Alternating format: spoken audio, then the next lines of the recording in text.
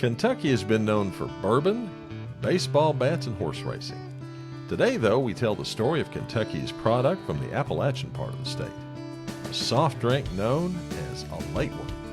That soda's been bottled in Winchester, Kentucky since 1926, and it's the only soft drink invented in Kentucky that's still around today. Hello, folks. I'm Steve Gilley, along with Rod Mullins, and this is another one of the stories of Appalachia. Well, when you said soft drink, I thought you were talking about a mint julep, especially with Kentucky and so forth and horse racing. But yeah, this one didn't dawn on me at first, a late one. I've always looked at it. I think we talked about this before we went on to record. Ale-8-One. That's what I always thought it was. But then you told me it's a late one. And so I guess it's a late one. It's a late drink for people is what it is. Well, I don't think it's been as popular in Virginia and Tennessee up until recently. So, I first ran into it in the grocery store, and I saw it, and I said, I think I've heard of this, Ale-8-One. So I get it, and kind of liked it, and I think we were talking about it. And then a little later it hits me, wait a minute, Ale-8-One, a late one. Hey, cool. So, yeah. There you go, my nerd story of the day. Okay. All right, then. Well, let's get to this. Okay. Well, a late one is more than just a soft drink. It's a part of Kentucky's culture and history. So let's go back to the beginning and explore how this small-town soda became such a big part of Kentucky life. Now, the story starts with a man named G.L. Wainscott, a soda bottler from Winchester, Kentucky. In 1902, Wainscott opened his own bottling plant, producing various soft drinks, including one of his early successes, a Coca-Cola type drink he named Roxa-Cola. Well, Steve, Roxa-Cola was Wainscott's first flagship product, introduced in 1906. At the time, it was a competitor to the other colas that were becoming popular all across the country. But like any innovator, Wainscott wasn't satisfied with just another cola. He wanted something unique. So he found that difference in a very unusual place of all places, Northern Europe. Now, if you ask why Northern Europe, well, he had made several trips to that part of the world, and it was during that time that Mr. Wainscott became familiar with the ginger-based recipes that were popular in that region. So using that inspiration, he began working on a new formula once he got back to his home in Winchester. After years of experimentation, he finally developed the formula for a late one, which debuted in July of 1926. The drink was different from the colas on the market because it blended ginger and citrus flavors, something a little bit different, making it stand out. But, Rod, the name Ale-8-One wasn't just an accident. You see, Wainscott held a naming contest at the Clark County Fair to come up with something catchy, and Ale-8-One won. The idea was that Ale-8 was the latest soft drink on the market. That also played on the soft drink's actual name, Ale, the number 8, 1, or Ale-8-One, and the name stuck ever since. Wainscott's formula quickly gained popularity in eastern Kentucky, and his bottling operation began to grow.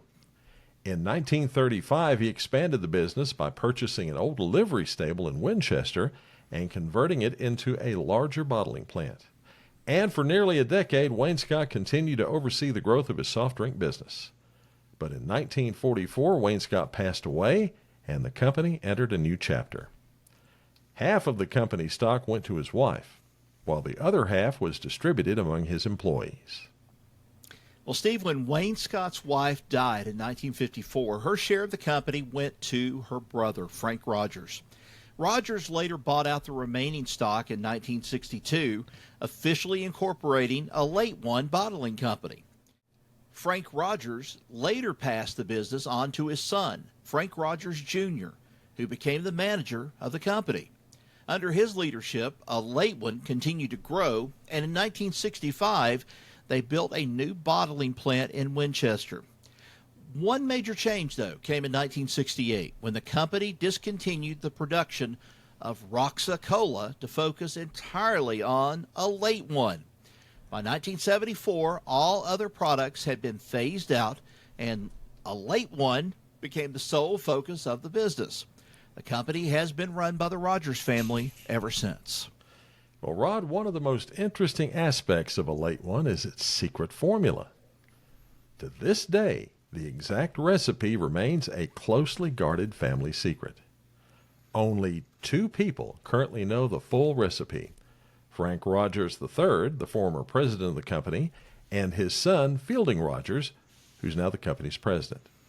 The recipe has been kept secret for nearly a century, and the Rogers family continues to use the same handwritten notes from G.L. Wainscott himself to mix that formula. It's one of those rare instances where tradition and secrecy have become part of the brand's identity. Why do I get this impression? This reminds me of the Bush Beans commercials and Duke. Always in the secret recipe. There's always a secret recipe tied in with these things. Coca-Cola even has that secret recipe that is supposedly behind a vault, and you'll never be able to see it, ever. Of course, unless there's a nuclear Armageddon, and then the vault splits open at least. But still, it's one of these secret formulas. That just adds the more intrigue to the whole thing. So, despite the secretive nature of the formula, there are some things that we do know. Scientific studies have shown that Ale-8-One contains less caffeine than the other major sodas like Coca-Cola, Pepsi, or especially Mountain Dew.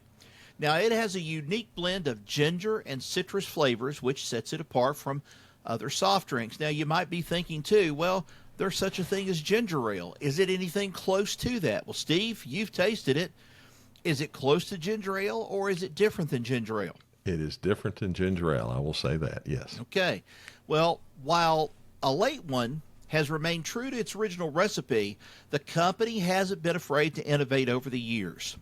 In 2003, they introduced their first new product in decades, Diet Ale-8-One, or I should say a Diet Ale-8-One. Okay, that's kind of hard to say.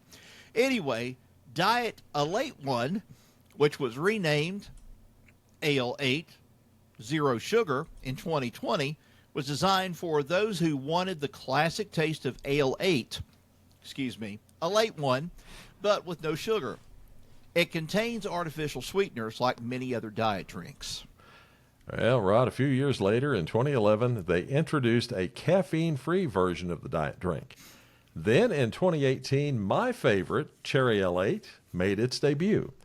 At first, it was only available as a fountain drink, but it eventually became available in bottles as well. And since then, we've seen ever more flavors like orange cream in 2019, blackberry in 2022, and most recently, Peach Ale-8, which was released as a limited edition in 2023. They've even released zero sugar versions of these new flavors.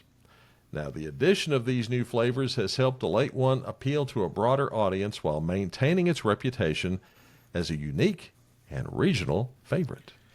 Well, for many years, Ale-8-One was only available in central and eastern Kentucky. It was a local favorite, but unless you were from the area, chances are you hadn't heard of it. I'd never heard of it before until, Steve started bringing this thing up. Have you ever had a Ale-8-One before? I've had several late ones before, but never what are you talking about, Steve? Ale-8-One. That's what I thought it was. But anyway, that started to change in 2001 when the company expanded its distribution into parts of southern Ohio and Indiana. And thanks to a partnership with Coca-Cola Enterprises over time, it also became available in Tennessee, Virginia, and West Virginia. And in 2016, Ale-8-One made its biggest leap yet when Cracker Barrel started carrying it in all of its stores nationwide. And that's where I recall seeing it, going into a Cracker Barrel and seeing it there in the general store part. Well, that move brought Ale-8-One, or Ale-8, to people all over the country. Then in 2017, the Fresh Market began distributing Ale-8 in their stores in the eastern and midwestern U.S. These moves helped Ale-8-One become more than just a regional drink, though it's still deeply rooted in Kentucky's culture. And I can add from personal experience, Ingalls also has a late one because that's where I got my fix on it, to be honest with you. Okay. Well, a late one has come a long way since its humble beginnings in Winchester, Kentucky. The company is still family owned, and Fielding Rogers, the great nephew of G.L. Wainscott, continues to run the business today. Interestingly enough, the company hasn't limited itself to soft drinks either. In 2006, Ale-8-One introduced a, yes, salsa made with the soda's ingredients. It was an experimental product at first, but it became so popular that it's now sold at Kroger's and online. Shortly after, they introduced a barbecue sauce made with Ale-8-One as well. Ale-8-One isn't just a drink, it's part of the state's heritage, something that's been passed down through generations, and Rod, it continues to be a source of local pride. I would say so. I mean, but like I said before, I hadn't heard of it, till you brought it up. And then I remembered, yeah, I've seen it in Cracker Barrel before, but I've never had one. So I don't know. First thing it hits me is I think of a late one, sort of like East Tennessee's Dr. Enough. It's kind of like what I think of it. It's kind of on a regional basis. And one time where we live, there used to be a very, very famous Coca-Cola bottler. And they used to be the Lonesome Pine Coca-Cola Bottling Company out of Norton, Virginia. They had a lot of unique flavored drinks that Coca-Cola didn't have. And they were popular all across, I'd say most of the Southeast at least.